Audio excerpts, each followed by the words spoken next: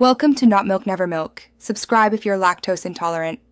You begin by defining what matters to you. That clarity steers choices and saves time.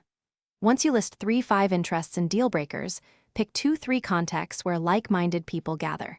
Then reach out with a concrete, low-commitment invitation, coffee, a walk, or joining a shared activity, because specific asks get yesies. Make sure your message explains why you thought of them and what you offer in return. This shows thoughtfulness and primes a positive response.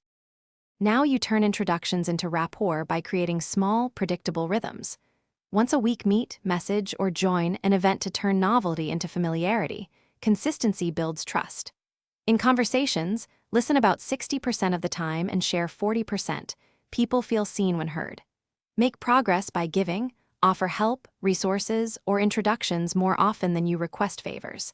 Make sure to confirm plans and follow up. Small, dependable actions, to solidify friendship, escalate gradually. Suggest longer plans, trips, or collaborative projects that reveal deeper fit. Once you commit, have candid conversations about boundaries and expectations so both feel safe and clear.